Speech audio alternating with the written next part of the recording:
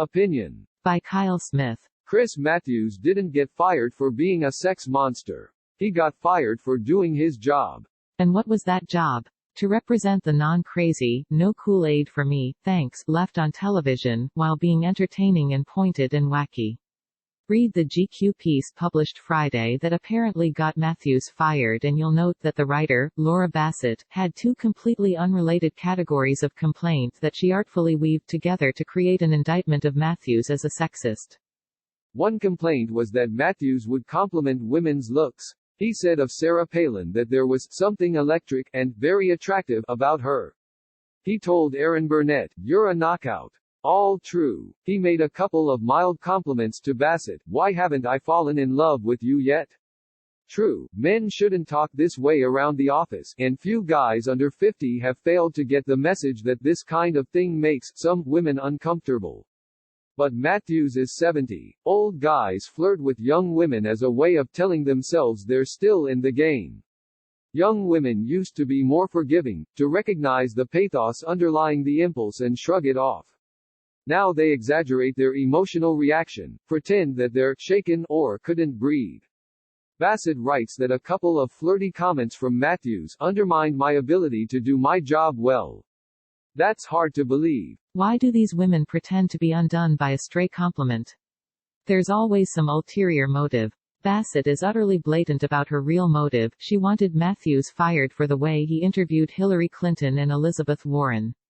She thinks Matthews damaged her political favorites, thinking, probably correctly, that when a prominent Democrat criticizes such candidates, he signals other moderate Democrats and centrists that it's okay to vote for someone else. Matthews joked that Clinton is witchy and a she-devil, and struck a skeptical tone when quizzing Warren about claims she made in debate against Mike Bloomberg.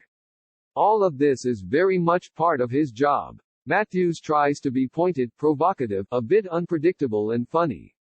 Like drive-time radio talkers and other television pundits, he realizes that the minute you stop being colorful, you're dead.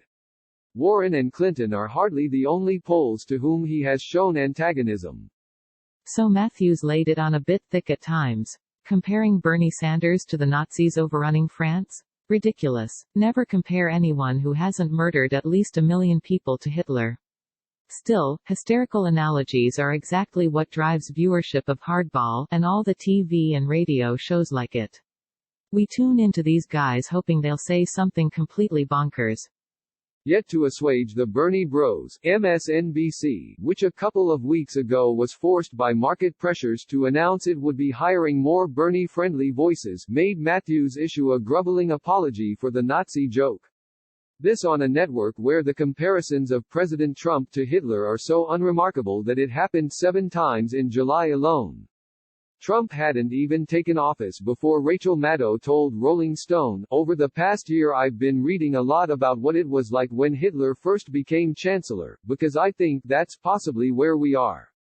For 2 years Maddow built her MSNBC show around an actual conspiracy theory, that Trump was engaged in some kind of illegal collusion with Vladimir Putin, and issued one wild speculation after another, that there was a continuing operation, involving Putin pulling strings here, that Putin was in a position to blackmail Trump into recalling troops from the Russian border, that a Trump-directed missile attack could have been ordered by Putin, that the Russians might be in a position to shut down our power during cold weather. Conclusion: saying crazy stuff doesn't get you fired from MSNBC. It's only saying stuff that annoys the left that gets you fired from MSNBC. But that was what was important about Matthews. He's an impeccably credentialed Democrat, Jimmy Carter speechwriter, aide to Tip O'Neill, guy who felt this thrill going up my leg when he heard Barack Obama speak, who doesn't always stick to the party line. It's possible Matthews did worse things than we know about so far, but as of today, it looks like he's been unfairly thrown into the same cultural ditch with actual predators like Harvey Weinstein. He has been forever smeared as a sex abuser when what really cost him his job was being rude to Bernie Sanders, Hillary Clinton and Elizabeth Warren.